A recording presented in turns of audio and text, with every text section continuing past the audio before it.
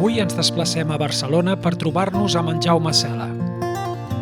Escriptor i mestre de referència a casa nostra, ens ha obert les portes de casa seva per compartir la seva experiència i coneixement.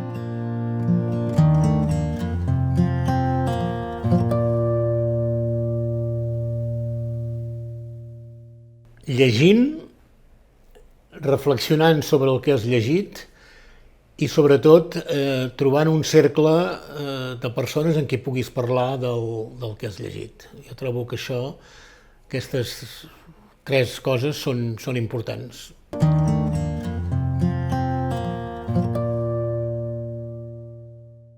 En el meu cas, el que tenia molta força era el relat oral. O sigui, jo vaig anar a una escola molt tradicional, però el mestre, cada setmana, quan arribava el dissabte, que en aquella època es feien classes el dissabte, ens llegia o ens explicava alguna història.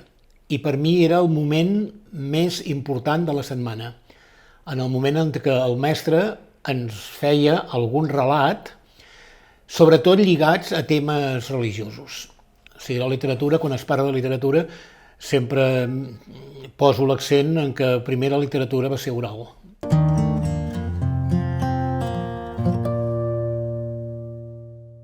Una de les coses que m'agradaria viure és quan es va explicar el primer relat.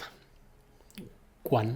M'imagino el caçador o la caçadora venint de la cacera, que potser va caçar 2 conills, però quan va arribar a la cova on l'esperava la resta de la comunitat, doncs ell va trenar un discurs que havia caçat també o que havia estat perseguit per un enorme animal que no era inexistent, i m'imagino que devia començar la cosa així. I a mi aquests relats iniciàtics sempre m'han interessat molt.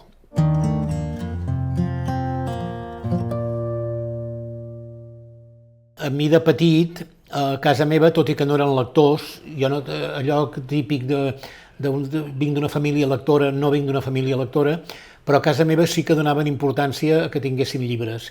Jo cada vegada que em queia un queixal, una dent, el que sigui, ho posava sota el coixí, a l'endemà em trobava un llibre. Un llibre que, a més, com els meus pares no tenien, entre cometes, cultura, ara miraríem el llibre, jo veig molts pares a les llibreries allà revisant el llibre, que no hi hagi res que sigui... No, ells compraven qualsevol tipus de llibre, me'l posaven allà sota i jo me l'empassava.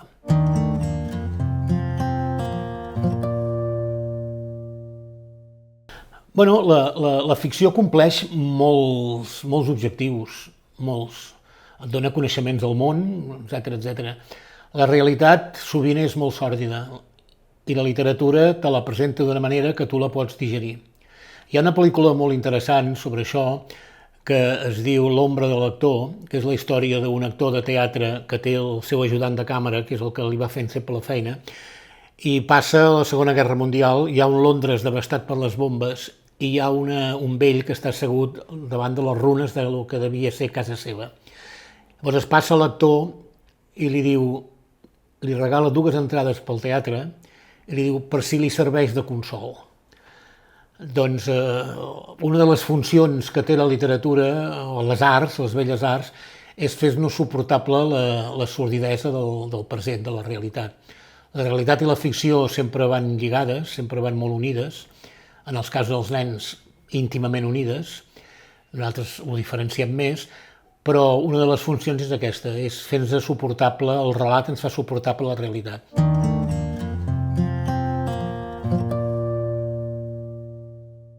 Sí que és veritat que vivim en una societat amb molt soroll i amb molta pressa, i la literatura requereix tranquil·litat i requereix temps lents. Sobretot, no tots els llibres, Llegir Proust és assumir que necessites un temps lent. Per tant, el silenci és important, aquest silenci, i a més, això ho veus molt amb aquests personatges tan seriosos que són els nens i nenes quan escolten un conte. Quan escolten un conte i tu vas a iniciar, és com el moment que es fa aquell silenci tan meravellós que es fa a les orquestres, quan començarà la peça. Quan una persona que explica un conte sap que al moment hi haurà un silenci, i llavors en aquell moment aquest silenci els nens el viuen amb tanta plenitud que per ells el món s'ha aturat. Per això hi ha aquest ritual que es fa de dir Vet aquí que una vegada, en aquell moment, estàs dient la realitat queda fora i ara aquí sortirà una nova realitat, que és la realitat de la història que t'expliques.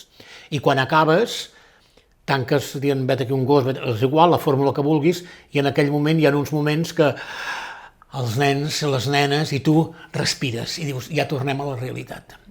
I el silenci és molt important. I vivim una societat amb molt poc silenci i una societat, a més, sotmesa a ritmes frenètics. Per això hi ha molta gent que et diu que no té temps de llegir perquè està sotmès a moltes pressions d'aquest tipus. Penso que és una resposta que també té una certa trampa, perquè segur que trobes temps per altres coses, però sí, es fa difícil. La imatge d'una persona quieta en un lloc llegint a la nostra societat es fa bastant insuportable.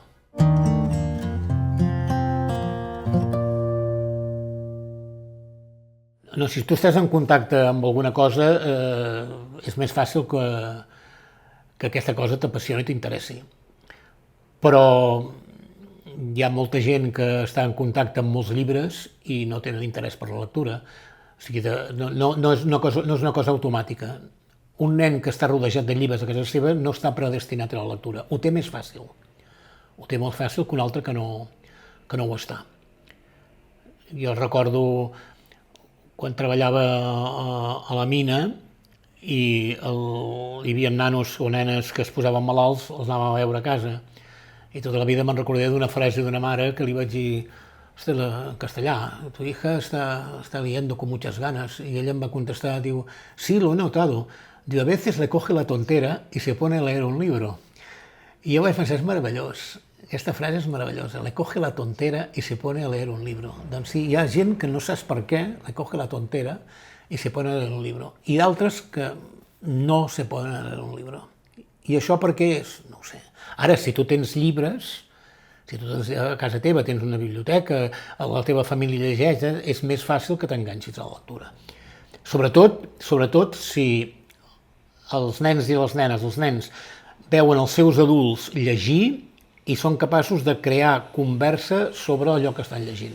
Però no conversa formalitzada, no allò que a vegades fem, sobretot els mestres, no formalitzar les coses, sinó una conversa absolutament natural. De la mateixa manera que parlem a l'hora de dinar de segons què, podem parlar del llibre que estem llegint.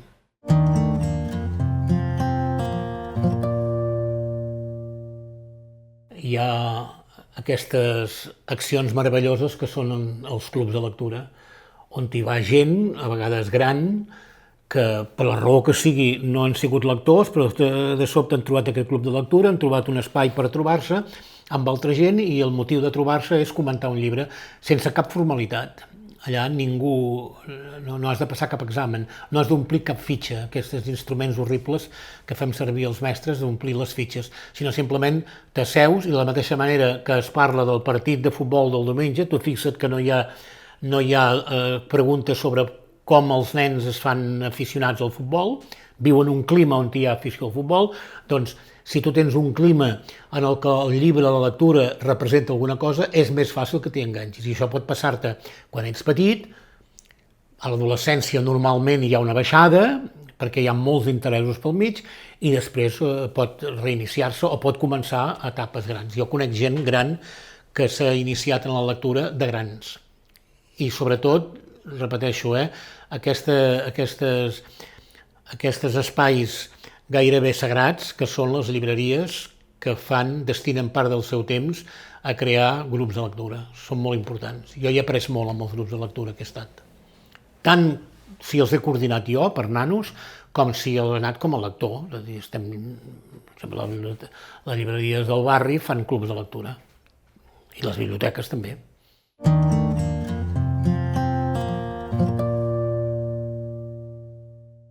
Doncs perquè perquè primer de tot et fa que et formulis preguntes, i això és bàsic, i després t'ofereix testimonis de vides de gent o de situacions en què tu no t'hi has trobat. A mi una vegada em van demanar que fes una frase per nens per aficionar a la lectura i els vaig dir que llegir és tenir més vides que els gats. Els gats tots en sabem que en tenen 7, doncs els lectors en tenim moltes. I quan jo faig alguna conversa sobre lectura en públic adolescent o jove, sempre els dic que jo he estat enamorat de la meva mare i he matat el meu pare. Aleshores es queden una mica parats i diuen però com pot ser això? Dic, home, no ho he fet, però he llegit el mite d'Edip i a Edip li passa això, llavors t'aprofites per explicar qualsevol cosa d'aquestes. Perquè per llegir el que és important és que en el procés lector cada vegada es vagin adquirint més coneixements del món.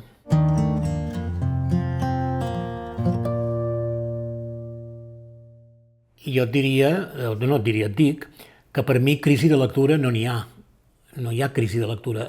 No es llegeix mai tant com ara. El que hi ha és crisi d'uns determinats textos, perquè la lectura en abstracte no existeix. Jo llegeixo textos. Llegeixo un text poètic, un text narratiu, un text publicitari, un text, una recepta de farmàcia, i la lectura d'aquests textos em representa mobilitzar una sèrie de competències, però crisi de lectura no n'hi ha, jo crec que es llegeix més que mai.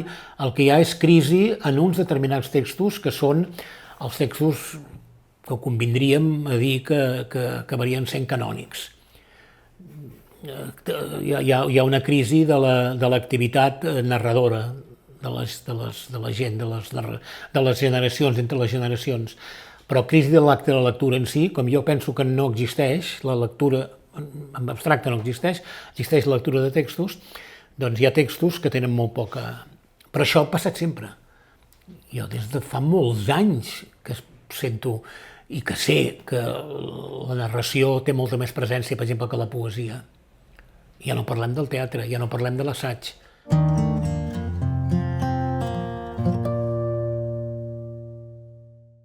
Jo ho desitjaria perquè penso que la lectura de llibres, em refereixo, o a través d'altres mecanismes com són les pantalles i coses d'aquestes, ens dona molta informació sobre el món.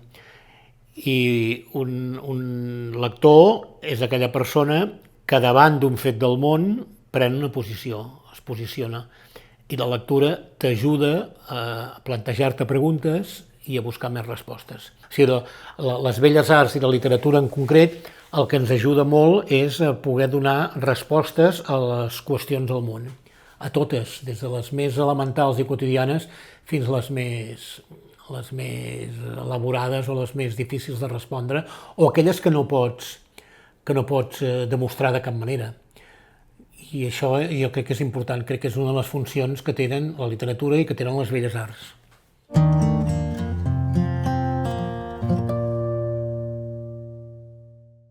Clar, llegir un TVO exercices unes competències que són diferents a les que fas quan t'enfrontes amb altre tipus de text, però és important.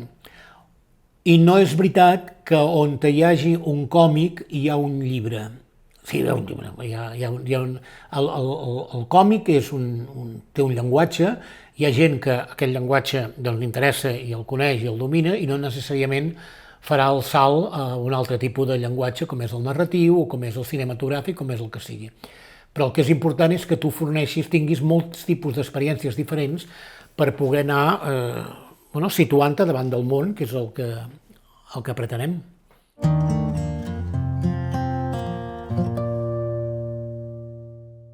Una cosa és el que els entesos consideren que ha de ser canònic, i altra és que tu et fas el teu propi cànon. No tothom està disposat a passar-se a la recerca del temps perdut, o l'Ulisses de Joyce. Si tu em fas dir, per exemple, en el cas de Joyce, jo m'he llegit l'Ulisses, no m'he llegit l'altre, perquè la traducció no d'allò, m'he llegit l'Ulisses de Joyce, però si m'em fas triar una peça de Joyce, triaria Entre els morts del conte de Dublinesos. Vull dir, tu et fas el teu cànon personal, te'l fas, i ja està. Per què et fas aquest cànon? Doncs per moltes coses. Potser perquè llegeixes en un moment de la teva vida que t'ha significat molt, potser perquè t'ha agradat molt el llenguatge, perquè t'ha agradat molt la història, perquè t'has enamorat dels personatges, perquè t'has enrabiat amb els personatges, però sí que existeix una literatura de més volada i això normalment qui ho determina són els entesos. Però els entesos entre ells no es posen d'acord. Jo he llegit, per exemple, crítiques d'entesos al Petit Príncep. I el Petit Príncep seria una obra que si tu vas pel carrer i li demanes a la gent que l'ha llegit et diran que que sí, i en canvi aquest et diu, doncs no.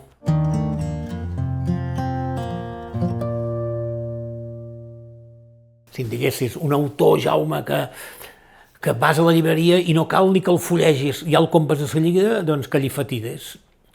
Serà un autor que d'aquí 30 anys, 40 anys es recordarà, no en tinc ni idea. Que es llegirà, no en tinc ni idea. Però en aquests moments, per mi, que Llifatides és un text que pertany al meu cànon particular.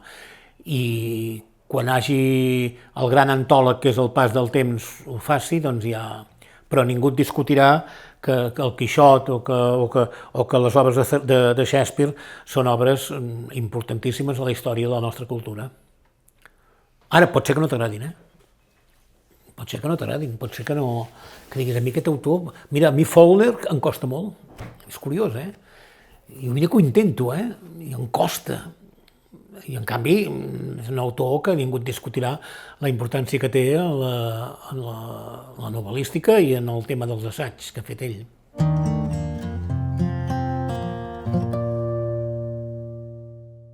Si els que no t'agraden l'acabes, sí. El problema és si l'acabes. Jo sempre recomano que si a la pàgina 50 un text no t'ha enganxat el deixis. Però que pensis que més endavant potser el podràs recuperar. O sigui, acabar un llibre que no t'agrada, jo no li veig la solta, vull dir, no t'agrada, no t'agrada. I si és un llibre canònic, d'aquests que diguéssim, és un llibre que dius que escolta, tota la majoria de crítics diuen que és, bueno, doncs a mi no m'agrada, vull dir, què vols fer? Ja m'ho perdo. Ara, no el llenço, el tinc allà, i hi ha llibres que potser és com el rellegir.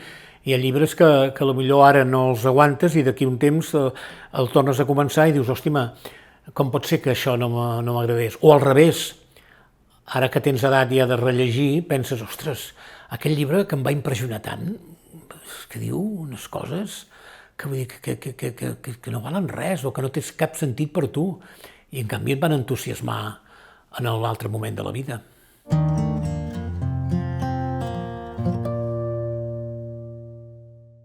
Al llegir, el que passa que quan un llibre el rellegeixes li dones un valor especial, perquè vol dir que per alguna cosa aquell llibre t'interessa tornar-lo a llegir. O sigui, hi ha llibres que no els rellegiré mai, inclús molts llibres meus els he donat, però el rellegir és allò de dir vull tornar amb aquesta lectura. I llavors què pot passar? Que refermis la impressió que et va causar aquest llibre, que en facis una altra interpretació o que simplement diguis però com pot ser que això en un moment de la meva vida m'hagués interessat si no em diu res? Per què? Perquè clar, jo no sóc la mateixa persona ara que ahir ni que fa 40 anys.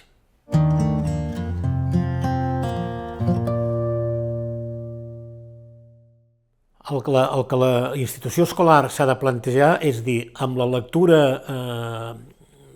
d'aquesta personal no hi tinc res a dir, hi ha aquest nen que li agradarà aquest llibre, aquest nen que li agradarà l'altre, però com estic en una institució que té currículum i té un caràcter obligatori, jo m'he de respondre a la pregunta de dir si jo crec que tots els ciutadans d'un país han de conèixer uns determinats autors o no els han de conèixer. Si decidim que sí, si decidim, per exemple, que La plaça del Diamant és un text que tots els nens i nenes o nois i noies de Catalunya l'han de conèixer, el mestre, la seva feina és intentar estirar al màxim possible els seus alumnes a que s'interessin per aquest text. No que els hi agradi, perquè això no ens hi posarem, això ho debatrem. Jo tinc tot el dret a dir la Rodoreda no m'interessa, però de dir no, però una persona que està en un sistema obligatori fins als 16 anys considerem que han de conèixer aquests textos. I per tant la feina del mestre és intentar estirar al màxim aquests alumnes perquè els interessi la Rodoreda.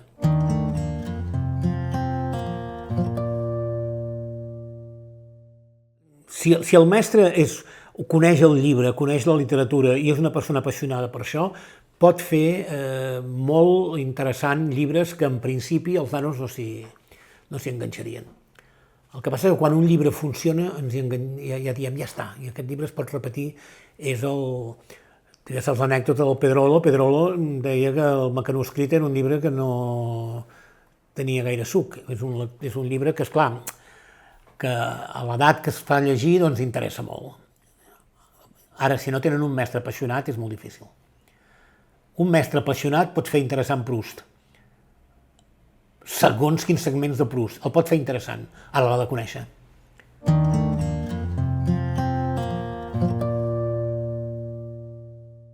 Jo t'he dit abans que vaig a moltes escoles que llegeixen llibres meus. Jo, al cap de 10 minuts d'estar a l'aula parlant amb els nens de llibres meus que han llegit, sóc capaç de fer-te un perfil de quin tipus de mestre tenen. Per exemple, si els mestres aquests han incidit en les preguntes que els nens han fet. Si s'ha preocupat de conèixer prèviament les preguntes i girar-les.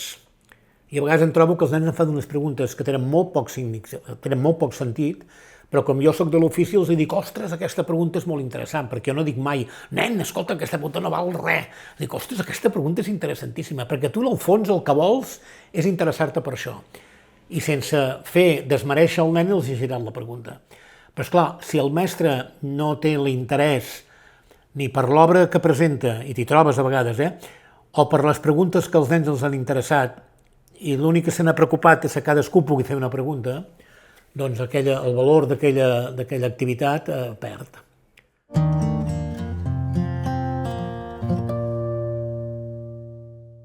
Els adults som claus.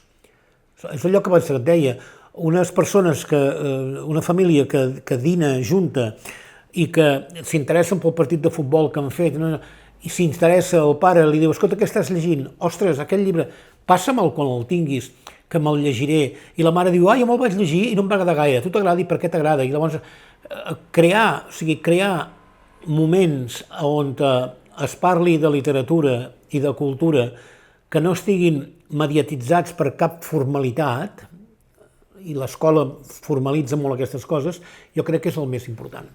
No es fan seminaris per aficionar el teu fill a l'esport, al Barça. Simplement, el pare agafa la criatura, quan guanya el partit, agafa la criatura, l'aixeca i diu, oh, hem guanyat, hem guanyat. Doncs el dia que un s'aixeca i diu, oh, hem llegit Tolstoi, doncs aquell dia la lectura estarà més... I després ja no et parlo de la presència que té la lectura en els mitjans de comunicació, que és mínima. És mínima. Ara que a vegades es va corregint, que a vegades hi ha més presència, però no és el que es mereix.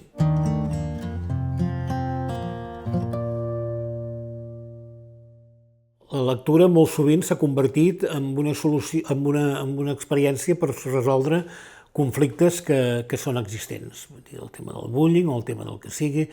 I es fa un llibre que diu, aquest llibre parlarem de les drogues, parlarem del que sigui. Clar, el llibre, el primer valor que ha de tenir un llibre és el llenguatge, la llengua.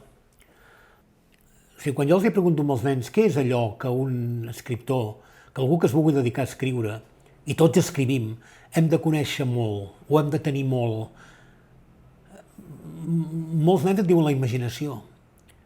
I jo els dic, ostres, està molt bé, és veritat, la imaginació és importantíssima, però llavors els ensenyo l'ampolla d'aigua que tinc al costat, dic, mireu, la persona que va fer aquesta ampolla d'aigua, abans de fer-la, se la va imaginar. Igual que el Messi, quan marca els gols, jo estic segur que se l'ha imaginat. Almenys és la frase que vaig posar una vegada que em van convidar al camp del Barça. Vaig dir, abans de fer un gol te l'has d'haver imaginat. Per tant, la imaginació és importantíssima, però jo us parlo, a part de la imaginació, que sí, la imaginació serveix per tot, què més? Llavors et diuen temps. Ostres, és veritat, has de tenir temps per fer això. Però què és el que és essencial? Al final hi ha algú, o al començament, que et diu les paraules. Clar, un llibre es fa en paraules, i tu muntes les paraules, i aquelles unes estructures. Clar, hi ha d'haver-hi consciència de que l'artefacte que tu construeixes, parlis del bullying o parlis del que vulguis, lo important són les paraules.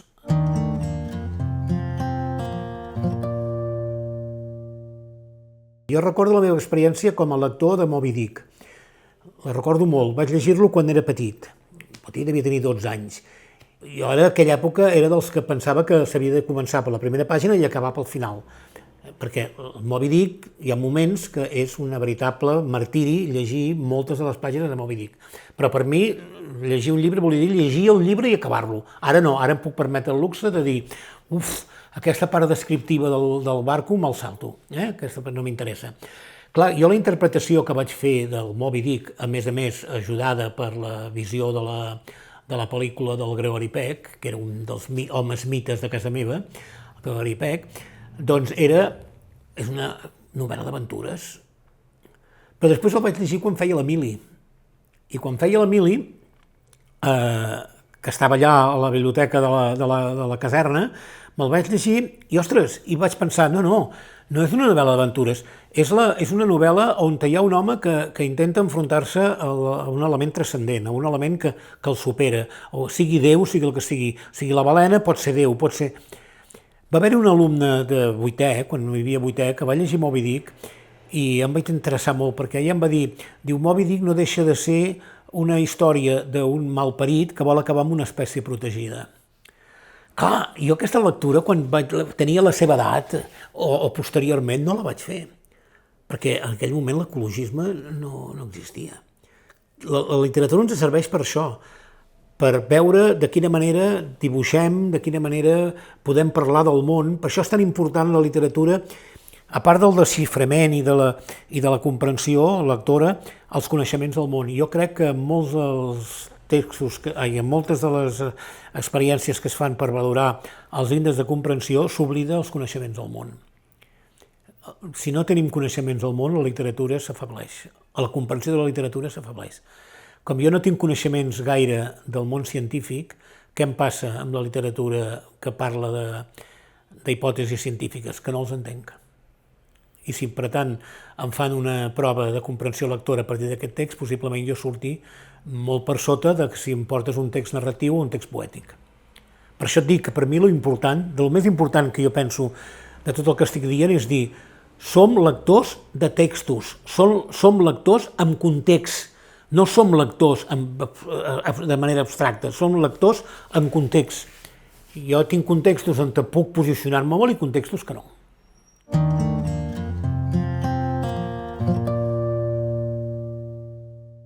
L'experiència del moment que els vam llegir,